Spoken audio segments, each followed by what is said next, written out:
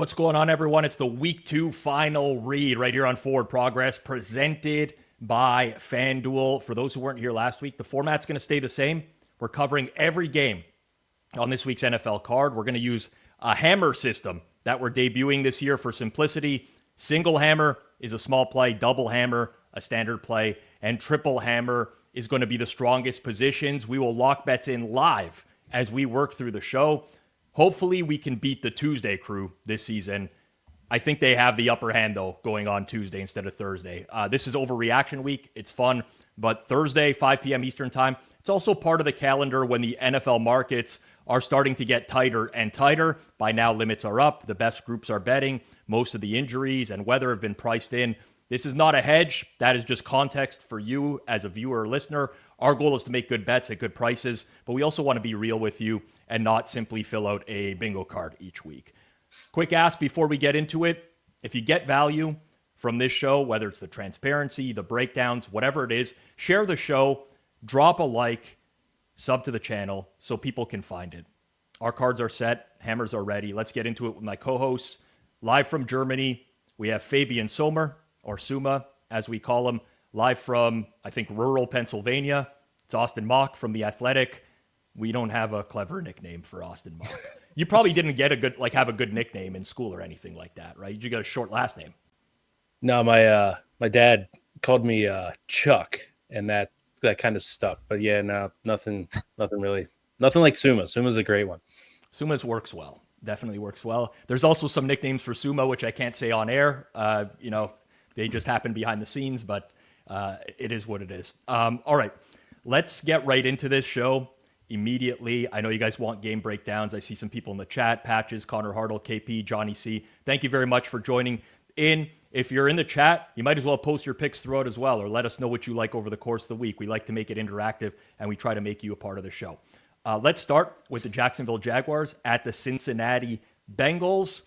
This game has come down a little bit from the look-ahead number, which was 5.5, and part of that is because the Bengals looked atrocious against the Cleveland Browns, a game that they should have lost. The Jags, they lived through a weather delay and ended up being the Carolina Panthers very comfortably last week. Taking a look at the current market for this game, we have the Bengals as favorites, laying 3.5 minus 110 at FanDuel. Total in the game is sitting at 49.5, juiced towards the under. Suma, I'll start with you here. We talked Jacksonville, Carolina last week. You were kind of on the wrong end of that one, unfortunately. Are you changing your opinion on the Jags, or you're looking to fade them again? No, looking to bet them this time. It's more like a fade of Cincinnati. I was not high on Cincinnati going into the season, and I think last week somewhat confirmed my priors, even though I think that we will not get that kind of a performance by the Bengals again. I think that their defense looked surprisingly good against the run. It was the Browns' offense. I think it will be a huge step up in class going against Liam Cohen's rushing offense that looked very good against a hapless Panthers defense. But I think that this Bengals there are some guys on their D-line, but I think overall this is a pretty bad unit. And I think that Liam Cohen will have a lot of stuff going on the ground. I think that Trevor Lawrence might finally look to feed his two superstar wide receivers and not let them eat for 60 yards or whatever that was. So I think that the Jaguars have a good offensive matchup. And on the other side, I fully believe that last week was not the stand-up Bengals performance. I think they will look much better. I think that Jamar Chase might have a good game overall, but I'm just not sure that this Bengals offense is that good that they compensate that defense for laying more than a field goal here. So I'm really, really liking the Jaguars and going with my two hammers early on. Oh, wow. Double hammer right out of the gate here for Suma. Let's see if he could be wrong on the Jaguars twice in 2 weeks. Sorry, Suma. I didn't have the best week either on this show, so I shouldn't be digging. Austin, on your end, thoughts on this one? Yeah, exactly. Yeah, I would lean Cincinnati. I don't really have any interest in laying 3.5 with them at the current market price. But this would definitely be something I'd be targeting if they went down to 3. It is painful because this is, hey, they played Burrow and they played everybody in the preseason and the slow starts. They tried to combat that, and hey, another week 1 slow start for the Bengals. So I don't like. I lean towards the Jaguars. I always find this interesting when modeling and stuff. Like Suma's kind of like, I don't want to say like pivoted on both sides, but like there are games where it's like, hey, I faded a team last week and now I'm on this team. This is kind of I was on Jacksonville and now I'm against them. So I don't think their performance, like, I guess I'm talking myself into like my performance on them didn't change much. They had an impressive performance against Carolina, not amazing, but I guess I'm leaning too much into the Cincinnati offense and figuring out those early season woes. Yeah, at current market, I don't have much of an opinion here. I guess I'm directionally shaded a little bit more towards Cincinnati. I think they had a really tough matchup for them in the Browns last week. But G-Stack's in the chat. He says triple hammer for G-Stack is the Jags. Suma double hammer.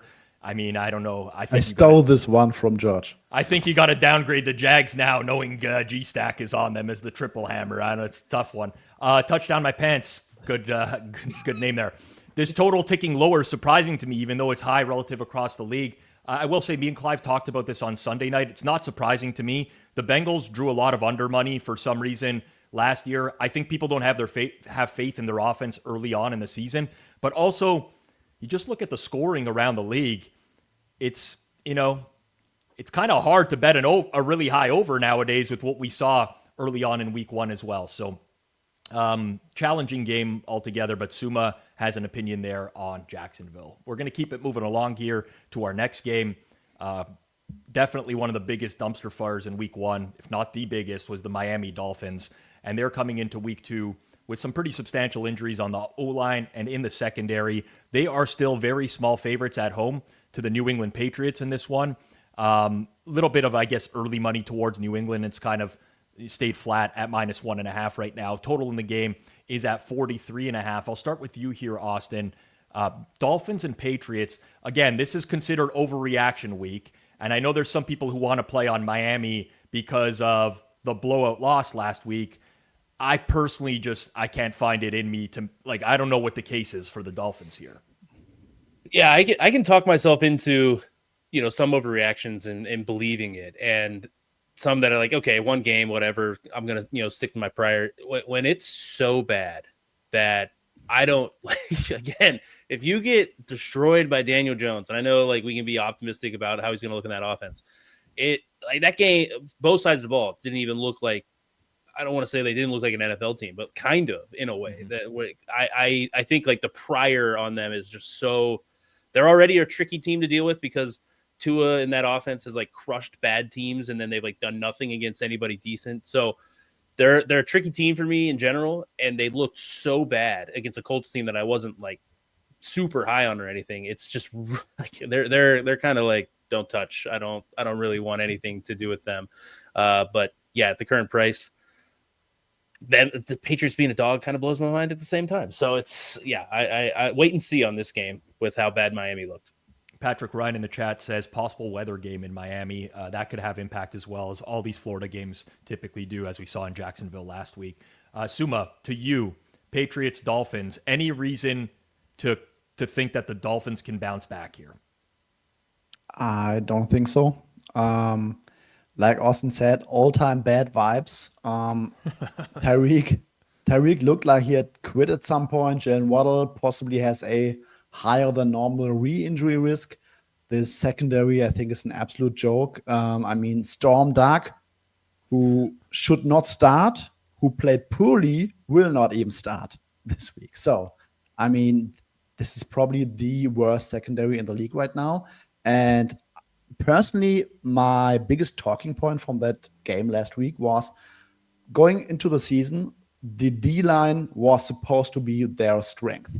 And Daniel Jones had, like, pockets all day long. They could not generate any pressure. And I think that was mostly concerning because if they cannot generate a good pass rush, like, this defense is completely cooked. And on the other side, this O-line of Miami. They got shredded by the Colts last week. James Daniels is on IR. Austin Jackson won't play. It's Larry Borum. Their tight end one was Tanner Connor, undrafted free agent from 2022. I think 5 career catches. So, I mean, this is really, I think, a really, really bad roster. And I think that the Pats should control this at the line of scrimmage. And that might just be enough because Tua is no Geno Smith. He cannot hang there and deliver downfield shots like Geno Smith did in mostly bad weather last week. So I'm just not seeing it. I really like Miami, New England here.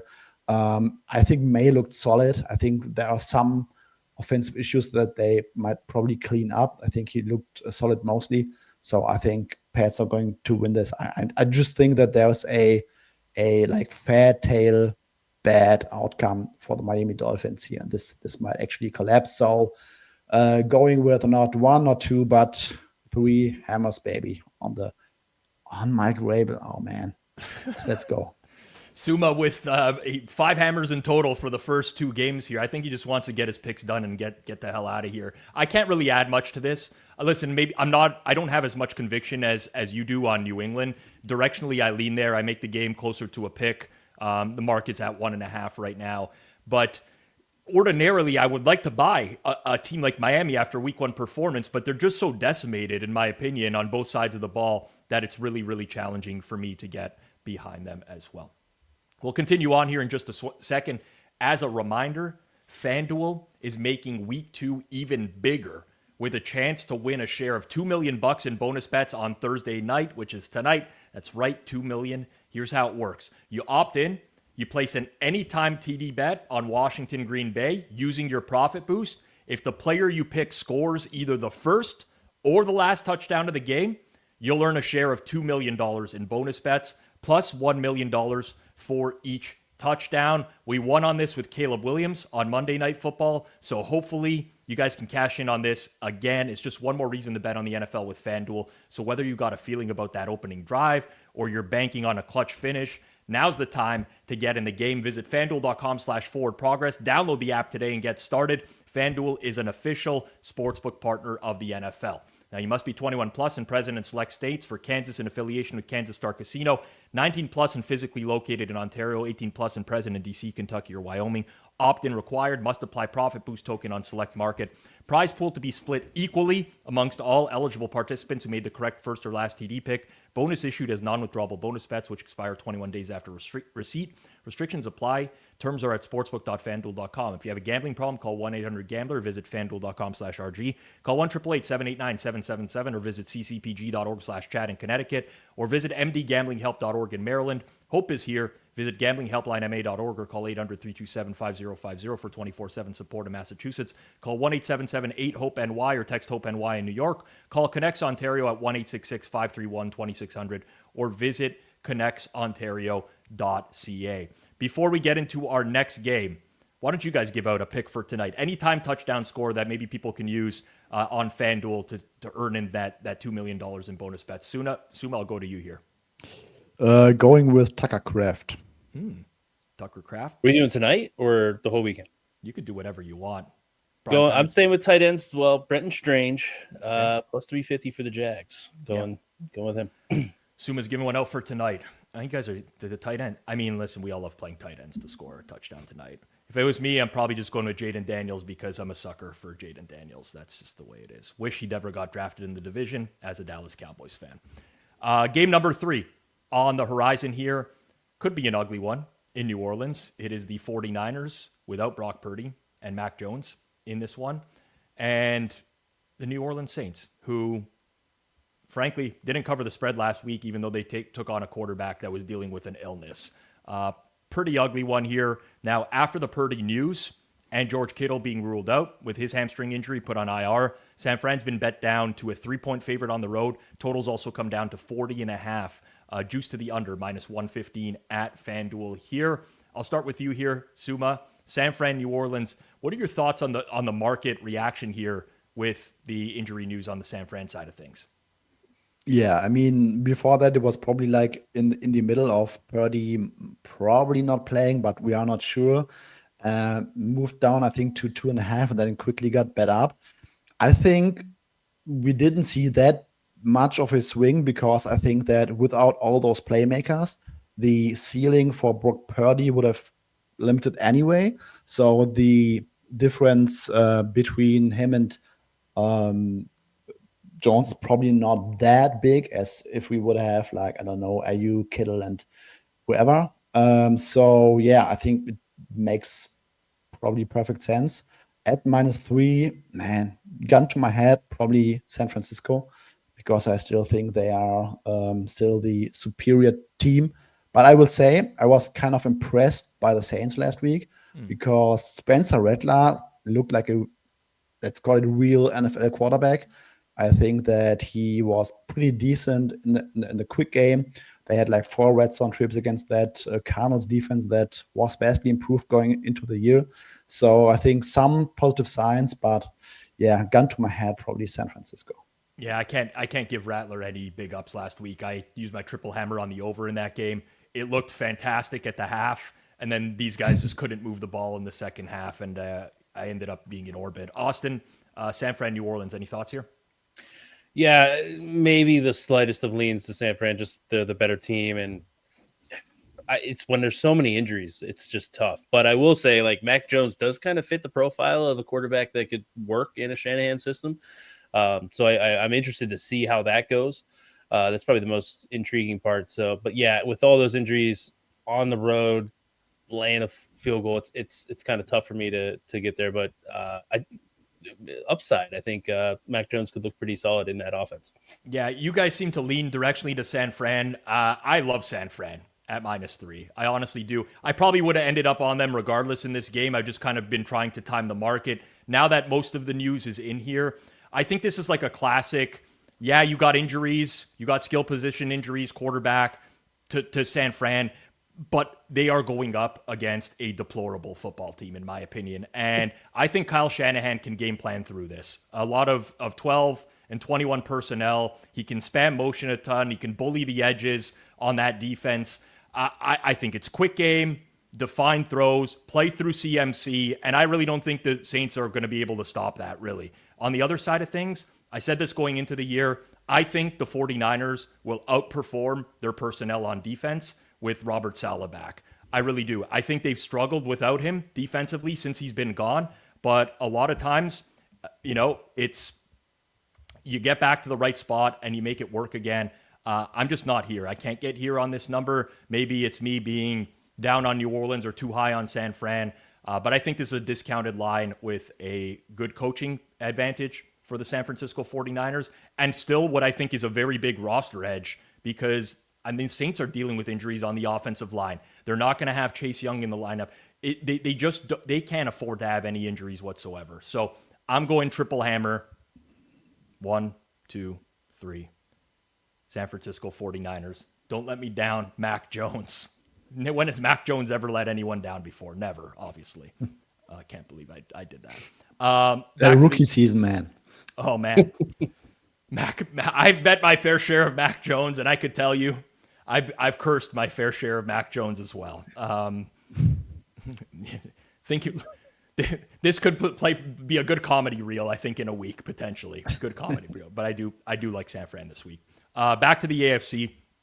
Cleveland and Baltimore. Obviously, the Ravens blew that game on Sunday Night Football in pretty epic fashion. Whereas the Browns, very unlucky to not win against the Cincinnati Bengals. Sometimes just bad teams can't pull out victories, though, and that seemed to be what happened in that game. This is our biggest point spread of the week here, with the Baltimore Ravens laying 11.5 at home at FanDuel. Total in the game is 45.5. I don't have strong thoughts on this one, guys.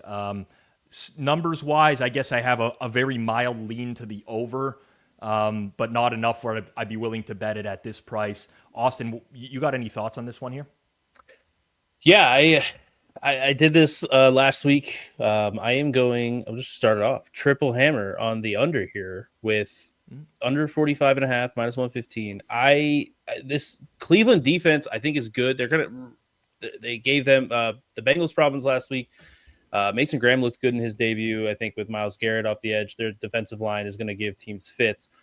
Baltimore, when they're in these big spreads. Everybody talks about the double-digit leads. They do tend to try to sit on it and kind of relax a little bit.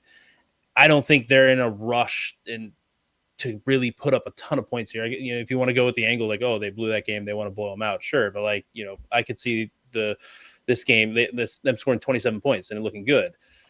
I think Cleveland's offense, though, I think is going to struggle. Flacco threw a bunch, but he wasn't exactly throwing it downfield and getting big chunks or anything. Huge step up in quality of defense that they're facing. Not interested in laying the points here, but I do think Cleveland struggles. They profile as a super under team for me right now in my model. So I am going to triple hammer. That's that 3 triple hammers in a row. That's it. We got out of the gate. We're 20 minutes into the show, and we've all used the triple hammer. So it's me, San Fran -3. Suma's on New England money line, and you're going the under in this game, Austin. KP in the chat says classic Ravens week 2 loss to a shit team loading. What do you think about that, Suma? Do you actually believe the Browns could be live in this game? Oh no. No. I think if the Ravens blow this, I'm gonna lose my mind. Yeah. This cannot happen like 2 weeks in a row. I will say, from a numbers perspective, like I said off the top, don't have much of an opinion on this game. Subjectively, deep down, I just feel like the Ravens are going to win this game by 4 touchdowns. Not betting it. I'm not. And I could easily be wrong, but I feel like they take out the frustration that of losing Sunday, narrative street. I might as well just move on to the next game. I'm done with giving out narratives here. Next game, NFC East, Cowboys and Giants. This one got hit down yesterday. It came right around the time, maybe an hour or two after Deron Bland was ruled out for a couple weeks for the Dallas Cowboys here. At FanDuel, we currently have the Cowboys -4.5, -120. Total in the game is 44.5 in this one as well. I told myself I wasn't going to do it this week, and then I grabbed a little piece of the Giants on the Bland injury news. I'm still I actually didn't see the Giants injury report today, so I don't want to pretend like I know or not, but I thought there was a small chance Andrew Thomas would return as well. And limited today. Limited. So we'll see. I'm not sure on the upside there, but God, it pains me with this Giants offense right now with Russ. It's a bad offense, Suma. I will say if they do not look like somewhat competent against this Cowboys front 7 / banked up secondary, we have to see Jackson Dart next week. I mean, if you cannot move the ball with wait a second, Suma. Wait a second. Brian Daboll's going to have to get permission from ownership in order to play Jackson Dart. I mean, who knows when that can happen? I mean, man, if that's another shit show, I mean, no. I mean, this Cowboys defense, yes, they kind of looked good in the second half against the Eagles. Yes, I don't think that the Eagles offense was at their best, but I mean, if the Giants don't score here, I don't know. Yeah, it does. I think the big thing for me, if I was going to make a case for the Giants, I think all year long, the case is going to be the same, and it's going to be built around their defense, right? They gave up 21 to Washington. Wasn't an outstanding defensive performance or anything, but they can get pressure with their front 4. Yeah. It does allow them to drop guys into coverage. I'm not completely sold on the Cowboys running game just yet either. I told myself I was, and I should have listened to my own. I can already see I should have listened to my own advice. It's very different now, obviously, with the market sitting in the range of 4.5, 5, 5.5. Austin, you got any thoughts on this one, or did you pass as well? Yeah, pass it. The Giants, I don't know how. If you're looking for reasons to play Jackson Dart right away, there's nothing. I thought Russ last year in Pittsburgh. I thought maybe hey, play action, maybe he can still deliver something.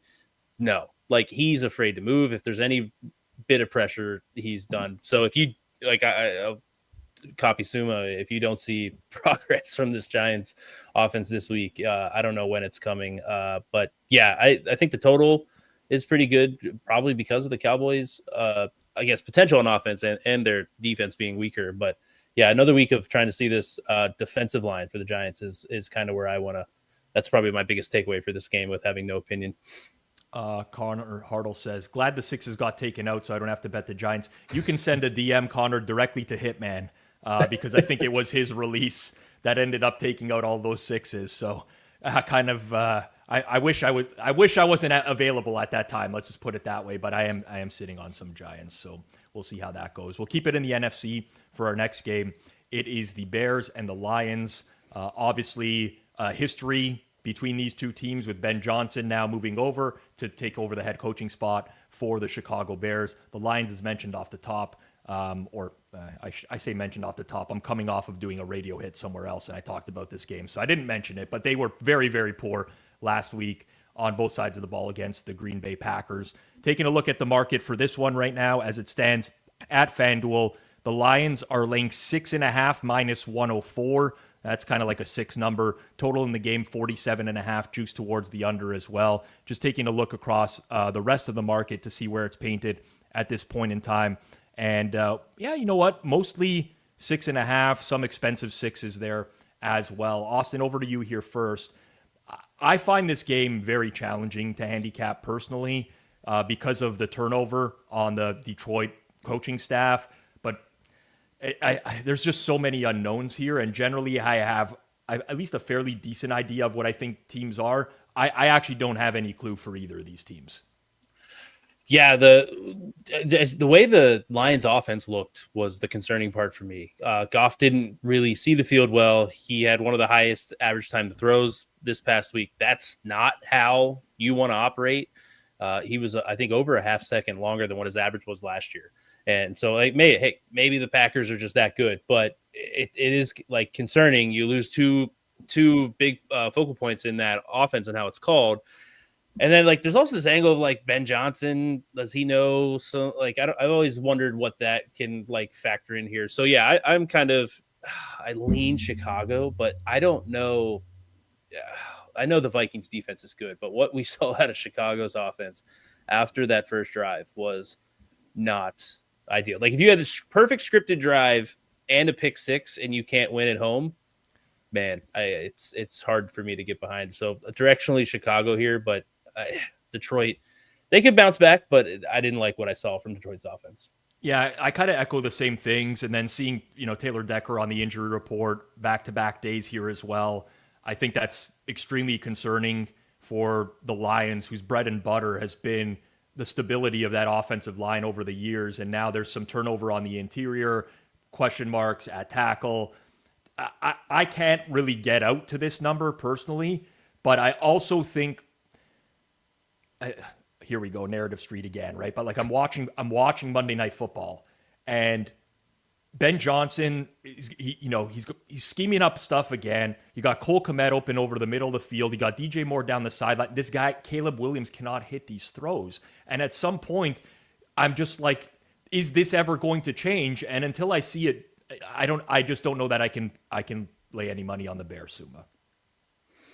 Yeah, directionally leaning towards the Bears. Cannot get to that number, but also not sure whether I would like to bet on Caleb Williams. I mean, same issues that he had last year. It was basically that one first scripted drive, and then everything went south for him. But about the Lions, I would say, yes, I would probably expect a bounce back game. My concern, I think Kyler Gordon is a huge injury this week because there's probably frees up Amon-Ra St. Brown, so he could have a monster game.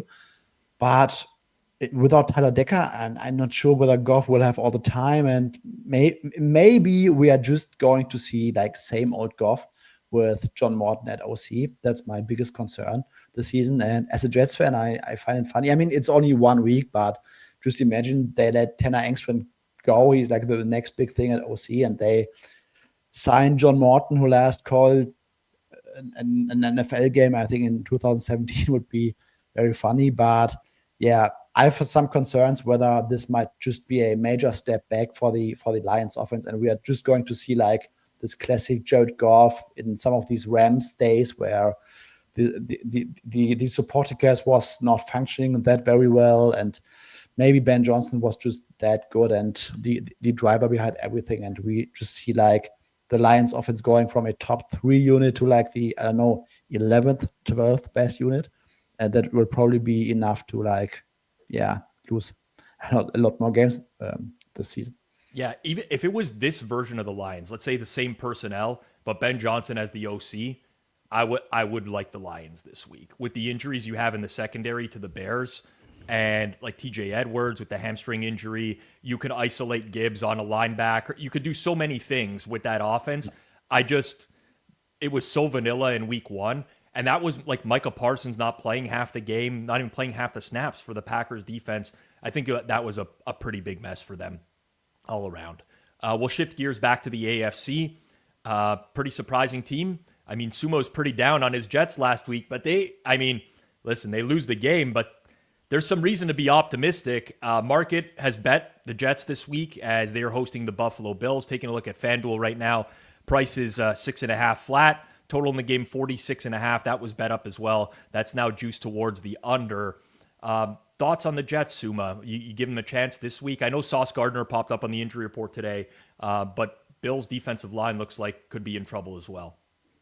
Yes, I think that the way the Jets offense played last week, I think they can absolutely hang with the Bills defense for like 3 quarters. But I think if that price drops further, I might be interested in the Bills at some point, I will say. But yeah, I was majorly surprised. I think that the biggest surprise was the Jets O-line. Joe Tippmann playing right guard. I don't think that you saw any downgrade from Elijah Barrett-Tucker. Ahmad Mambu had the, I think, second best grade for a week 1 rookie in the history of PFF or something. And that was against TJ Watt. So I think there is a chance that this is just a top 10 unit in terms of run blocking and pass blocking. And Justin Fields also made a lot of plays through the air. So, I mean, I don't want to overreact, but it was a good Pittsburgh Steelers defense. And maybe that combination of great O-line, good OC, and Justin Fields maybe be playing freed up. I mean, I thought that this would be like the worst offense in the league potentially. Maybe we are getting the, 16th best offense. That would be like a major step. But I'm also overly concerned with their defense. So somewhat leaning towards the over. I think Bills might be scoring at will. But with the injuries on the Bills side, I also think that the Jets offense can at least hang in this game. Austin, what are your thoughts here? Yeah, the injury reports are a mess with Gardner and Ed Oliver showing up on the injury report today. Not great for both of these defenses there. So, yeah, man, the Jets, it's one of those things. It's going to take a bit for my numbers to catch up. If what we saw in week 1 is real, and it looked pretty good. Like if you're running the ball like that, it's the NFL. It's hard to do that to that success level for pretty much the entire game. So, it's one of those things. This game, they're going to have to rely a little bit more on Fields throwing because they're going to be trailing, and that concerns me a bit. Like more if the Bills kind of came down in the market here, I might be interested there. It'll be interesting if the game script is trailing early, how that offense looks. Are they just going to pound the rock and continue to have that success, or are they going to have to actually drop Fields back a lot in passing situations trailing? That's what I'm interested in. Yeah. So I'm opposite you guys here. I guess you guys are kind of both waiting to see if you can get a better price on Buffalo. I actually still like the Jets at this price. And they showed this on the Tuesday show. I want to bring it up again. But it has to, I think the Jets rushing matchup in this game is what allows them to keep it close. These numbers are courtesy of FTN. But the Bills defense got absolutely gashed. Now that's Lamar and Derrick Henry. And Justin Fields and Breece Hall is not the same, but a lot of the elements are the same, right? In that you have a mobile quarterback, which you can use out of the backfield. And Breece Hall looked very good. Like he looked like a potent runner in that game. 31 zone runs on 39 of the rushing attempts, almost 80%. And the Bills got killed on zone run concepts last week. So I'm very optimistic about the Jets being able to keep this close. Famous last words. I absolutely hate what I'm about to do here because we had both Judah and Flupp give out a 7 on Tuesday, and it's now off of 7. Full disclosure, I did have to pivot about 17 times in the last 20 minutes before the show today because numbers were moving all over the place. But I am going to use a single hammer on the New York Jets at 6.5 minus 110 at FanDuel. I still think there's value in that number. And I really like the rush concepts and matchups for the Jets in this one. Buffalo's invited it for years, and they've been gashed for years. I think allows the Jets to hang around in this particular matchup. I did say those numbers were courtesy of FTN. I have been using FTN for years. I know Suma has as well. One of the builders is a former betting partner of mine. He obsesses over data, clean, reliable data. In the NFL, your edge begins with good inputs. If you're pulling the same public numbers as everyone else, you're late. FTN has Stats Pro and Stats Go. They give you data sets you won't find on free websites. There's an interface that gets you to answers very quickly, which I love about that. Helps you validate your edges and fire with confidence. I love to examine this stuff on a weekly basis. So if you want to check it out, we do have a discount. Use code HAMMER10 for 10% off. Just visit ftnfantasy.com, or you can hit the link down in the description below as well. Moving it on here. Seattle and Pittsburgh. This one is sitting around 3. I will note, I think Pittsburgh is like best price in market at FanDuel right now, which is in the -3 and -3, -102 range. It is. Total, most books is sitting at 40, FanDuel 39.5, juiced heavily to the over. Guys, I don't think we're going to agree necessarily on this. I know, Suma, we talked about this a little bit earlier in the week. I just can't get there. I can't get to this price. I mentioned it on the Sunday show. I could be totally wrong on the Seahawks and Darnold, or potentially the Steelers' offense being better than I would give them credit for. But I think the Seahawks front seven on defense can give the Steelers problems. I went back and watched the Steelers game. Aaron Rodgers, honestly, didn't look all that impressive to me necessarily. I mean, he did hit some good throws overall, but I think people are really overrating that performance. And with a solid 3, you need the Steelers to win by margin in this game to lose. I kind of like these spots betting against Pittsburgh when they have to win by margin with an offense that is traditionally, granted, better quarterback now than the shit they've rolled out in years past. But I'm just not there. Numbers-wise, I can't get there. So pretty strong lean Seattle. The only reason I didn't lock it in is because FanDuel has the best price on Pittsburgh. I wish they had the best price on Seattle in this game, Suma. Yeah, I'm right around 3. At FanDuel's price, I would slightly lean towards Pittsburgh. Yes, Rodgers was not great. You're completely right. But I thought that this was the classic Arthur Smith offense. 35% play action, I think all 4 touchdowns, tap pass, 3 play action balls. Guys were running wide open down the field. And what I liked about Rodgers' performance is that he finally played within structure again. And that's something that he did not do in his last Packers year. He did not do in 1 year at the Jets. That's really something that I want to see, because I think Arthur Smith is a great play caller. And when you have a quarterback who is still kind of solid and just is able to play within structure and just deliver those balls, I think this can be an offense that is probably better than I expected to going into the season. I don't think that I will or want to take too much away from the defensive performance, because defensive tackle was pretty much banged up. I think Jets O-line was much better than we thought. Justin Fields played much better. So I think this will be a different game against the Seahawks this week. I'm just down on the Seahawks offense in general. I think this was supposed to be this run-heavy, play-action, bootleg, Kubiak offense. And, I mean, Sam Darnold, I think he just ain't it. O-line's bad, could not run the ball. I think he called 2 play-action passes all game long against San Francisco. And overall, I just think that Kubiak is kind of overrated. He had 2 good games with the Saints. That's pretty much it. And, I mean, Sam Darnold had like the 16th best offense in EPA per play in a great environment at Minnesota last year. And this Seahawks offense is much worse than that. I think Cooper Kupp gets shut down by Jalen Ramsey, so you basically don't only have to care about JSN. And I'm not sure that I trust Sam Darnold to get anything going against that pass rush, to be honest. So all that being said, no strong lean here. I'm right around 3. I guess I'm just lower on the Seahawks offense in general than you. Austin, I saw you nodding your head a bunch when Sumo was talking about Darnold there. Yeah, I'm right at 3 as well. I'd be interested if Pittsburgh got down to 2.5. It's not. I don't know what to make of this Rodgers performance. I thought he looked all right, but I don't think he was kind of like in between of like he's got a lot of praise, but I don't think he was doing anything really all that special.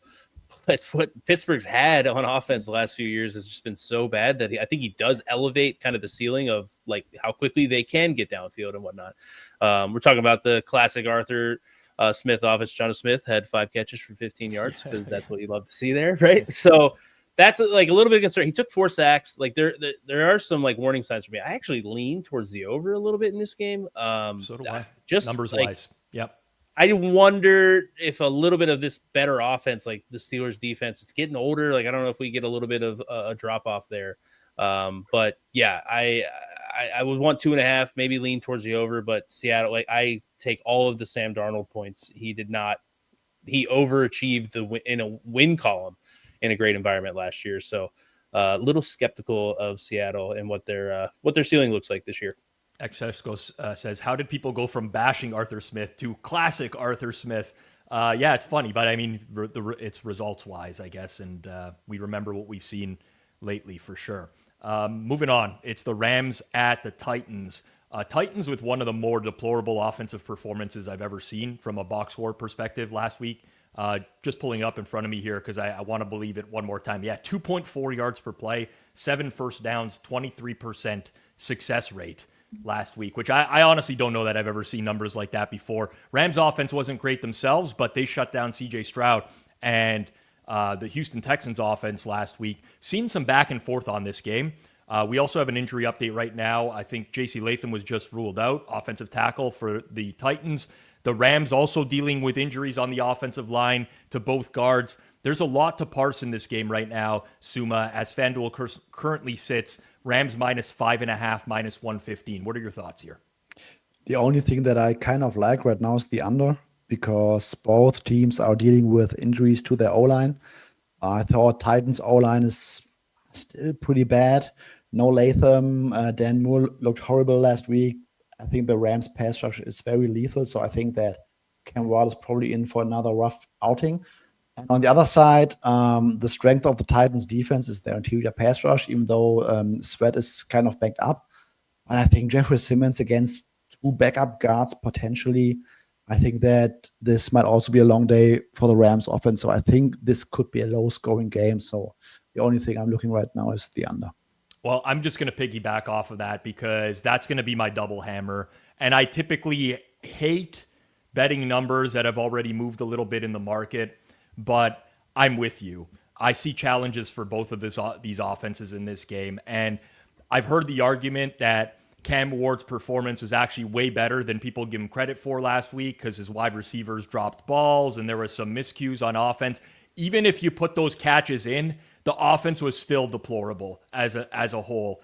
I think that the problems that they had against that Denver front are not going to go away against this Rams front. I think those all exist. And then, you know what? Listen, the Rams, if you go back to the end of last year as well, they're not putting together, they haven't strung together big offensive performances, right? You get some good drives. They lean heavily on the run. There's not a ton that's going downfield for them. McVay is very conscious of, playing these field position style games. He's one of the few coaches that's still punting like these 4th and 1s at midfield and stuff like that. I think all of that lends itself to an under. So I'm going Rams Titans under 41.5, -105 as my double hammer in this game. Austin, I know you do a lot of totals as well, so I'm curious whether or not you agree with that look. Yeah, same thing as you guys. I think it is key, like as much as we think the Rams and McVay being this offensive genius, and they haven't really been that great of an offensive team. Part of that is just like, I think their style, they're willing to, when they kind of like, take the air out of the ball type of thing, that's kind of their MO. But the defense is actually like pretty good. Like their defensive line is quality. And I said last week that like if Cam Ward looked good in facing that Denver defense at Denver, like then there's something like really good to take away. And like maybe if he has a bad performance, not care about it. Like the Titans offense was worse than bad. Like, so now like a little bit of a red flag going up. I kind of thought like that wasn't going to be possible. So yeah, I think it's uphill battle for both of these teams to have success. And the way McVay plays kind of goes into, I think the 41.5. I think that's a tad too high. So I'm with you too. Yeah, 41 being a key number for totals as well. We'll go to the AFC. Interesting matchup, in my opinion, here. I've seen very, very conflicting points of view on this game, with the Broncos heading out on the road to take on the Indianapolis Colts. Taking a look at the market at FanDuel. FanDuel's -2.5, -102. That's the highest number I've seen on Denver, although that's like the equivalent of 1.5, -110 or so. Total in the game has been bouncing all over the place as well. This week it's now sitting at 43.5. But Denver, a short favorite across the board. Suma, we saw a lot of injuries for the Colts defense today on the injury report that popped up. Oh yeah, Travis Ward is in concussion protocol. Jalen Jones is likely not going to play.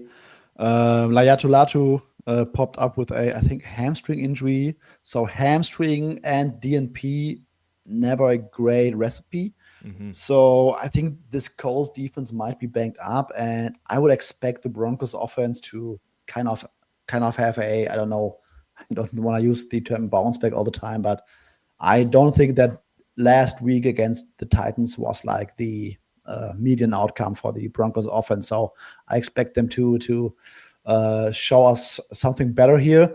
And I also want to kind of fade the other side. I mean, Daniel Jones, yes, he looked like young Peyton Manning out there, but I think that this data point should be mostly fake. We knew that Daniel Jones likely going to be better than Anthony Richardson in this offense. Everyone was healthy, but this Miami defense is so bad. It's basically maybe going from the worst defense in football to the best defense. And I think this will be a huge step up. And I don't think that we will see like the same Colts or anywhere close to the same Colts performance. I think they will have a much tougher time. I think the Colts might be able to get something going on the ground, but I think when Daniel Jones has to drop back in like obvious passing situations, I think we will see him crumbling down. And yeah, I'm leading Denver here. Evan Engram also looks like he's going to go. Yep. So Denver is basically clean outside of Drake Greenlaw, and Colts dealing with injuries. And I just like the matchup for Denver. So using my last hammer this week on the Broncos at the FanDuel market price. I thought we were going to switch your hammers to sausages this week. Did we not talk about that? Yes, we wanted to. I think we might have to do that going forwards. Bo Nix is trash, says difficult in the chat. I'm inclined to agree. I will say, like, 4 turnovers last week against the Titans. They still would have, should have covered the game. I think if Sean Payton tries to kick a field goal at the end there, I know a lot of people still talking about that. I do want to stick with the Daniel Jones side of thing, though, for me personally, because I talked about how I actually think he's a good fit for Steichen's offense. It's night.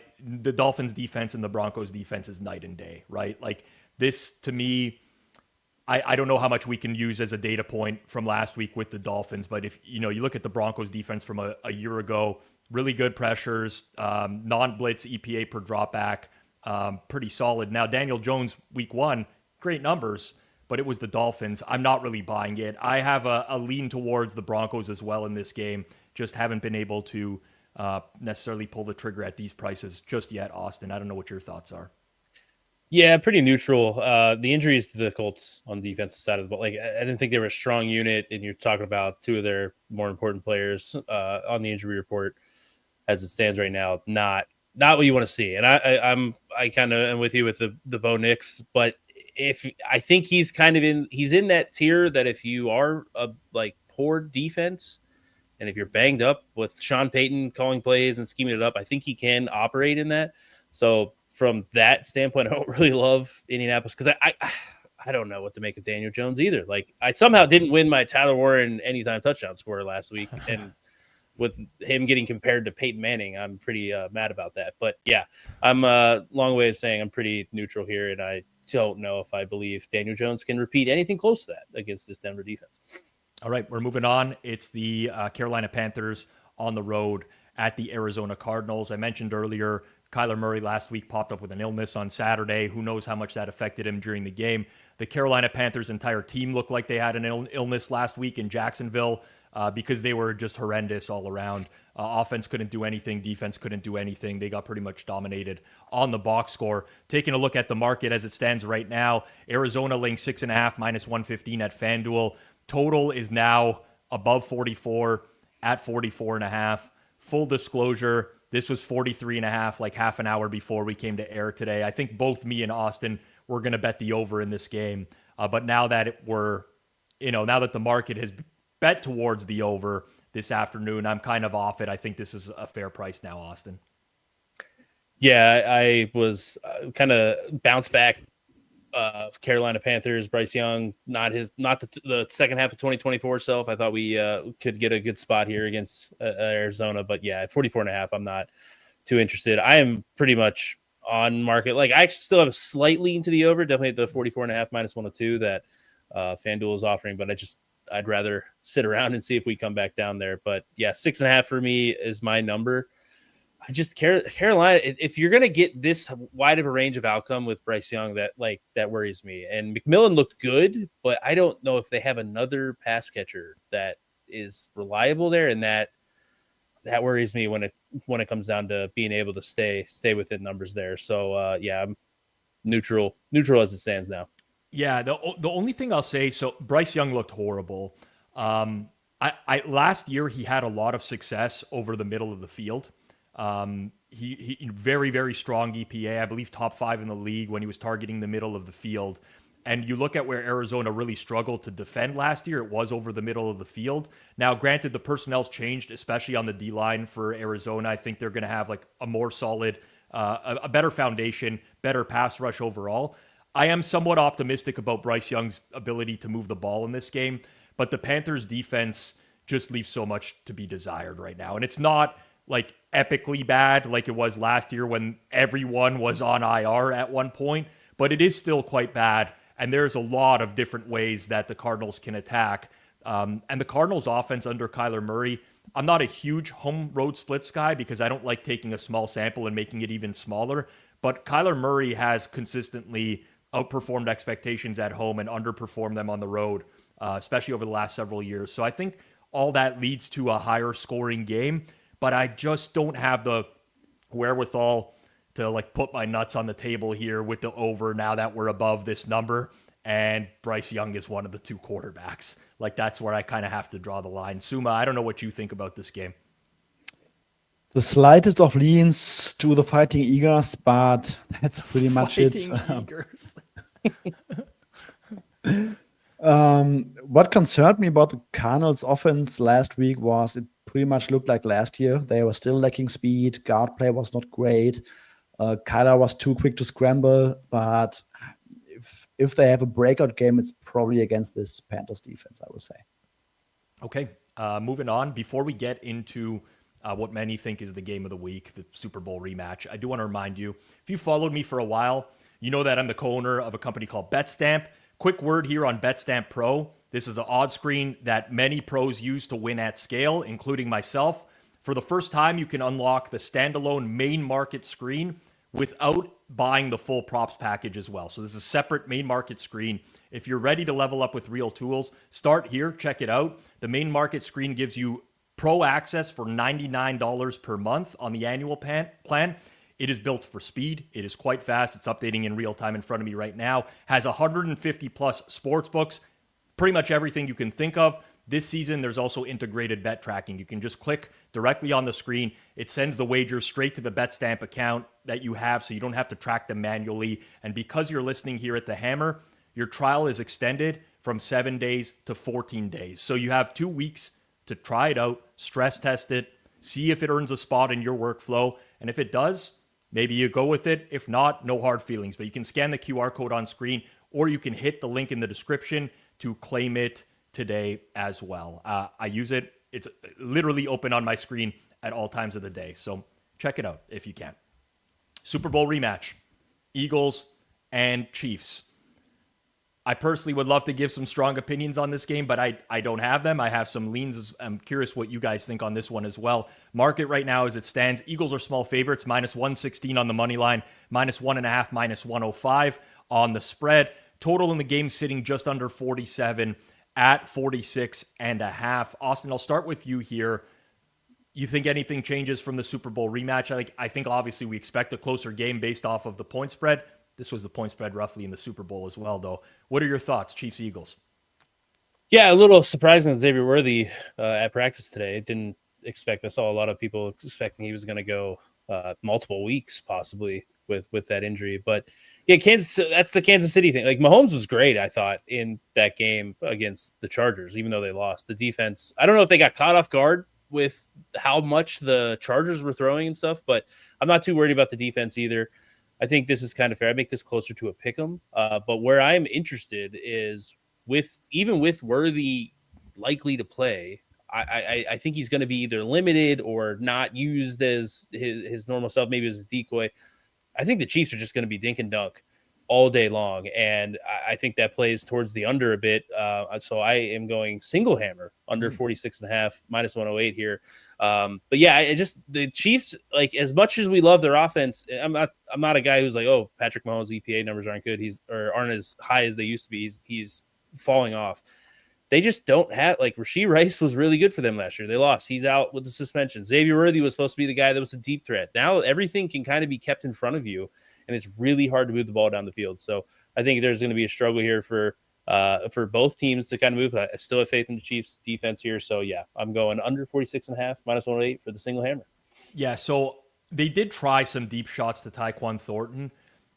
I think this has been like a trend now going on a year and a half where Mahomes' deep ball just hasn't been as good or accurate as it was previously. He did overthrow Thornton.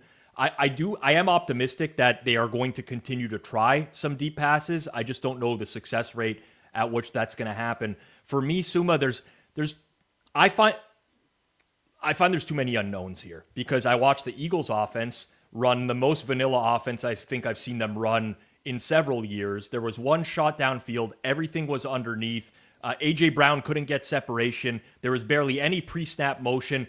I wonder, is this just like what the Eagles are going to be now? Or is this, in a weird way, like the Eagles are saving the good the way Andy Reid saves the good playbook for the good teams? Are they saving it for the Chiefs? I really don't know what to make of this game.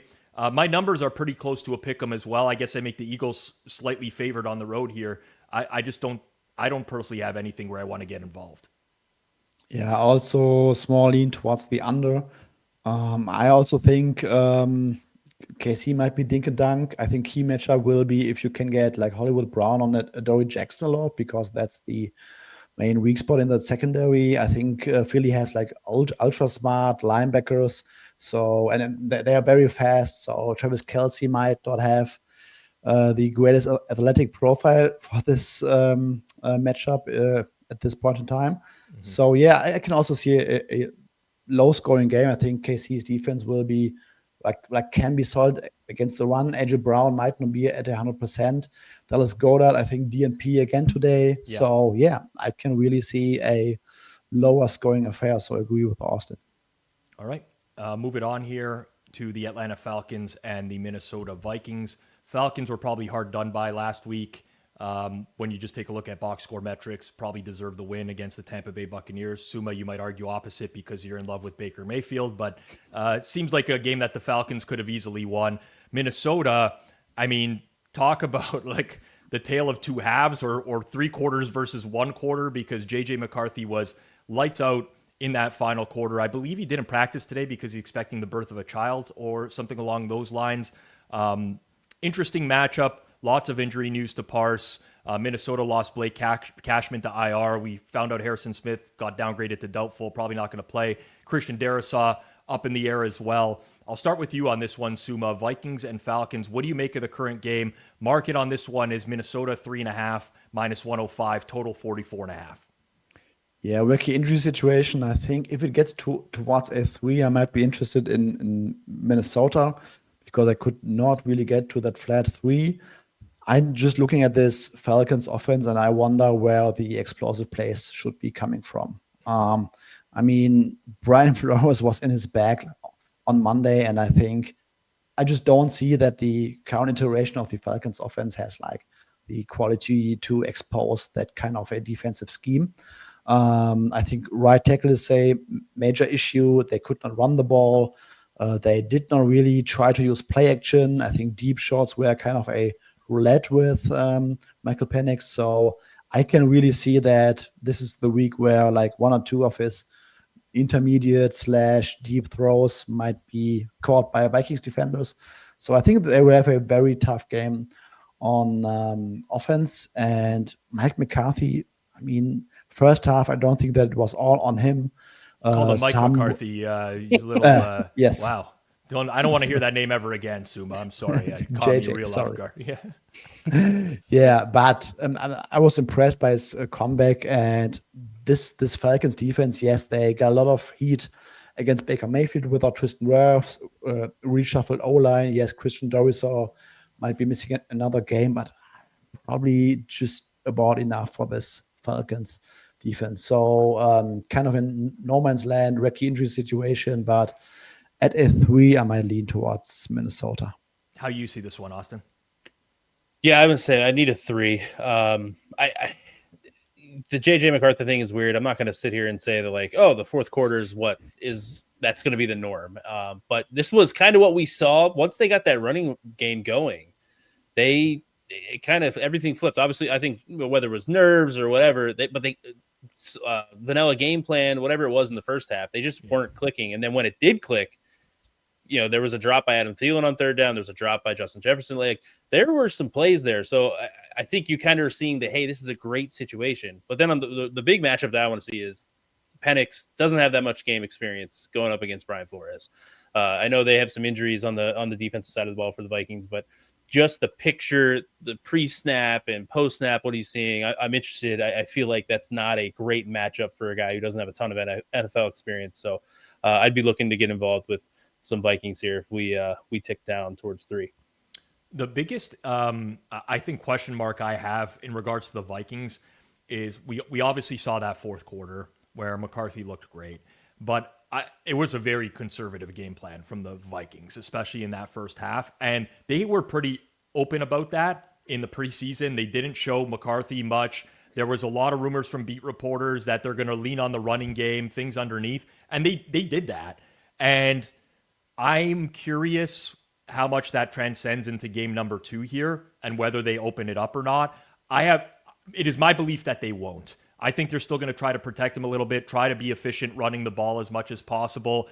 And in games where you kind of have a spread like this with one team needing to win by margin by more than a field goal, I don't really love that. I think the conservative game plan would be, for me, a stay away type of thing. Certainly not running to back the Falcons at the current market price. I think a lot of value has been taken out of the number with the 5s and the 4.5s gone, but also just not super eager to bet the Vikings here either. So very, very likely a pass for me. We got 2 games on Monday Night Football this week. The early one is the Bucs and the Texans. Wasn't really hard for me to foreshadow the drop in this total when me and Clive were talking about it on Sunday night.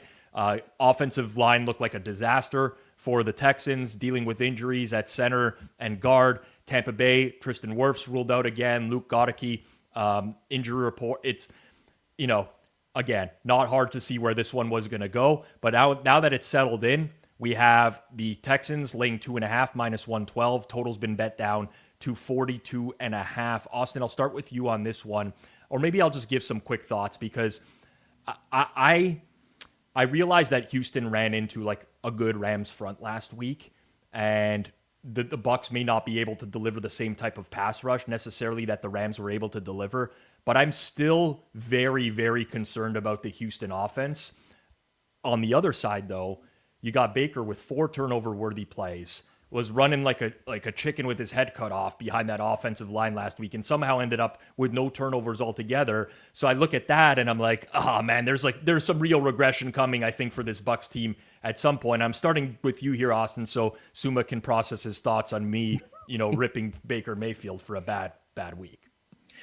Yeah, for what it's worth, in the group chat, I believe Suma kept messaging like Baker just had another ball that should have been picked. So he has, he had a little bit of that, but he didn't want to put that out in public for people to see. But yeah, that was the concerning thing. You new offense coordinator for the Bucs. This is kind of the it's been a couple years in a row now that, and I do believe that is kind of a when you do get into a system for multiple years, it helps a bit. So. Concern there, just Houston's offense. Like I don't know what you do with that offensive line. CJ Stroud's not a quarterback that has shown to like invite pressure and be a creator. He's not been that guy through his career. Even his good rookie season, that was not how he was succeeding. I don't see how that gets better. So like I don't really have a numbers lean here, but like vibes wise, like the under. Like I don't know if it could be the similar to the Rams.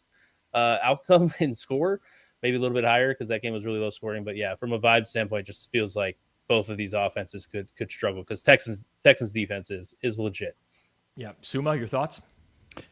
Don't have much to add. I will say if Luke Goedeke is out, both starting tackles against this pass rush. I mean, yeah, difficult says if Goedeke doesn't play, which team has the better O line? I mean, it's both.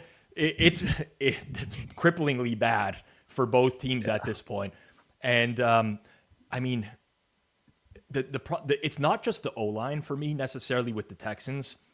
Sorry to cut you off there, Suma, but it's also the weapons, right? Like with Joe Mixon out, Nick Chubb, Damian Pierce, Nick Pierce, I guess, if you want to combine them as a tandem. They just don't give you like the explosiveness. It feels so easy to just like bracket coverage towards Nico Collins and make someone else try to beat you when you're facing the Texans at this point. Yeah, absolutely. And it's basically Nico Collins. And I did not get the sense that they were trying to use him creatively, kind of. So lots of straight up the field routes. And I'm not sure if that's the greatest recipe if your quarterback has like 2.5 seconds in the pockets and is not really that special. The other Monday night football game is in the AFC West. Should be a good one, or at least I hope so. I hope both these games are good. Chargers and the Raiders. Chargers, very impressive performance in week 1. I think a lot of people have significantly upgraded them in market. The Raiders, less impressive, but they ended up getting the win. There was a lot of ups and downs in that game with the Patriots. As it stands right now, depending on the book, you're looking at 3.5 as the number in this game. FanDuel currently listing -3, -120 total in the game. This one has been bet up. Again, not rocket science as to why. The Chargers threw way more than expected in week 1. And if that continues against this Raiders secondary, maybe the sky's the limit for this offense. But total in the game is 46.5. Personally, I mean, again, this is just a plug for our Sunday night show. It goes live right after Sunday Night Football. Lots of people can do what I do. I'm not claiming to be a hero or anything like that, but really good CLV on some of these early prices for the people who bet them. And the over in this game was 1. I think the value for me personally has kind of been completely sucked out of everything here. I'm kind of right on market. I'm very interested to see, Suma, whether or not, first of all, Brock Bowers ends up playing in this game. DNP today. I will find out more information tomorrow. But also, if the Chargers stick to that game plan of being a pass-heavy football team and whether or not they can succeed doing that. So I'm really just looking forward to watching this from like a handicapping perspective or a fan perspective. Yeah, if they stick with that and they really try to unleash full Justin Herbert this season against this secondary, I mean, they can easily put up 30 points in a heartbeat, I would guess. So, yeah, but I'm not trusting that Chargers defense, to be honest. I mean, that pass rush is pretty mid. I think that secondary is still very inexperienced. They try to keep everything in front of them, and I think good quarterbacks will find ways to expose them. And I really like Geno Smith, and I think he will just let it rip. So yes, total got bet up, but if you put a gun to my head, if I had to pick anything right now, I would probably take the over. Yeah, Austin, where's this game being played? Vegas. And is that stadium indoors or outdoors? It's indoors. It's got grass though. I know that we've got to factor that into the equation now. It's Geno Smith indoors, but on grass. I mean, I was high on the Raiders going into the year. Made that pretty well known in the offseason here on the pod. I can't bet them here, but I do agree with Suma. I have concerns about the Chargers defense. I was like, it was an inconsistent game from Geno in week 1, but I feel like he showed enough where this offense could be a viable offense this year. Yeah, I Bowers is the big key for me, and yeah. I'm gonna take his words. I said like through Sunday and Monday, like I don't know, it didn't look great for me. I don't love the vibes, but I'm gonna buy in that he's kind of good to go.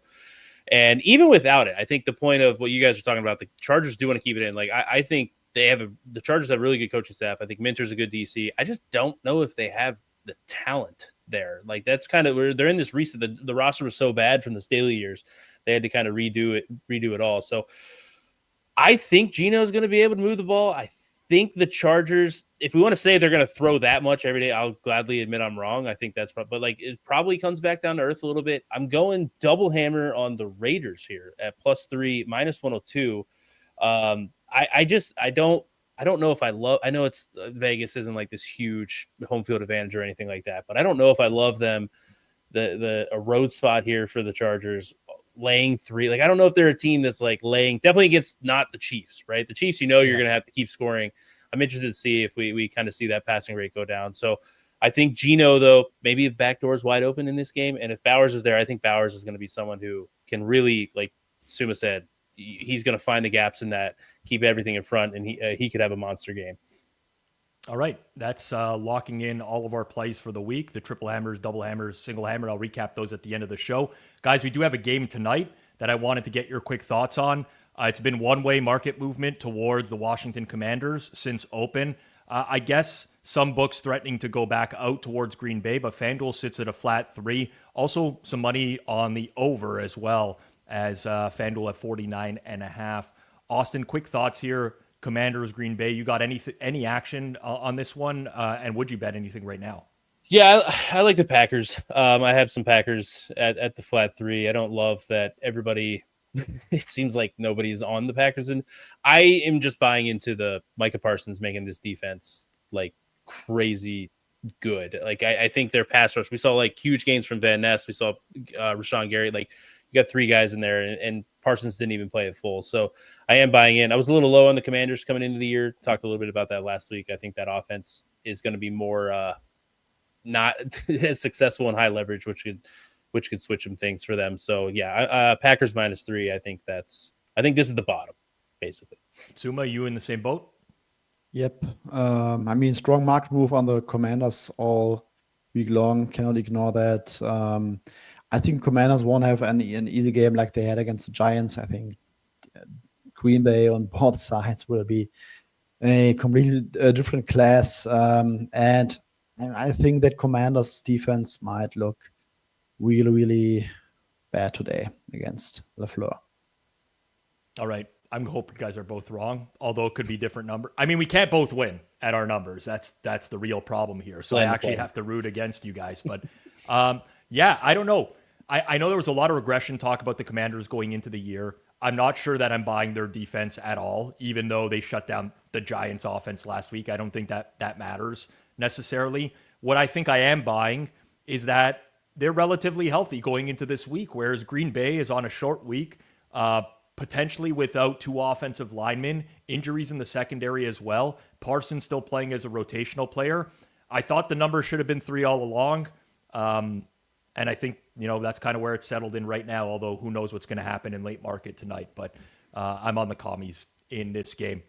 A reminder for Thursday Night Football tonight, we are live at 8 p.m. Eastern time right here for a Forward Progress live watch-along. That's going to be from our downtown Toronto studios. G-Stack George, Alex Moretto, Takes by Jay, Jason Cooper will all be there. Hitman joining in the fourth quarter to sweat all of his bets, hopefully lose his bets in real time, because that's way more interesting than him winning his bets in real time, as we saw on Monday when DJ Moore, when the ball was lateral to him on the last play of the game so that he would lose his under. That was fantastic stuff. Real-time reactions, live betting angles, prop sweats. The chat is very active. If you've never checked it out, I would highly recommend that you do check it out. Set a reminder, join us 8 p.m. Eastern time on the Forward Progress YouTube channel. There's going to be people out there who accuse me of oh, they had a losing week last week. Rob didn't recap off the top. I completely forgot. So let's get in the recap really quickly here before we finalize the plays. Last week, I lost my top 2 plays, both totals, hit Cleveland plus 5.5. For those, we didn't do the tally of units here or anything like that, but everything is tracked transparently in the BetStamp app under forward progress over the course of the year. We just wanted for simplicity on the graphic for you to be able to see it easily. Austin, the only person with a 2-1 record, as he nailed his top pick, Giants Washington under, which never came close to sniffing the over. Suma cashed the Raiders money line, but ultimately lost on the Texans plus 3 as they just couldn't move the ball on offense. But for this week, quick recap of what we have going on here. Hopefully a winning week. Again, no guarantees necessarily. I myself have just seen the 49ers injury report, and Trent Williams and Jawan Jennings did not practice again. I don't care. It's locked in. What are you going to do? Sometimes you get good news. Sometimes you get bad news. The good news is they're still playing the Saints as far as I'm concerned. So San Fran is my triple hammer. Suma going with the Patriots on the money line. Thinks the Dolphins are a dead team. Austin continuing with his totals. Cleveland, Baltimore under 45.5 minus 115. Double hammers. I'm taking Rams, Tennessee under. Suma on the Jacksonville Jaguars after fading them last week. So he's completely flipped there. Austin, second Monday Night Football game is with the Raiders plus 3 minus 102. And then finally, as our single hammers, I'm taking the Jets plus 6.5. I'll never hear the end of it from Flupp and Judah for taking a worse price than them. But it was my next biggest remaining edge on the board. Suma likes Denver, and Austin going with the under in the Eagles and the Chiefs. Everyone, thank you for tuning in today. Thank you for hanging out. Appreciate everyone in the chat. Big thanks to my co-hosts, Austin and Suma, to our producer Barbara Alberts, behind the scenes for keeping the show very tight. We're back tonight, as I mentioned, Commies Packers, 8 p.m. Eastern time. I will personally see you Sunday morning for the pizza buffet right here on Forward Progress, 11 a.m. Eastern time. If you enjoyed the show, please just take a second on the way out, hit like, hit subscribe, maybe even leave a comment, put a 1 in the chat if you enjoyed the show today. Good luck with your bets this week, and hopefully there's some winners on the board. Peace out, everyone.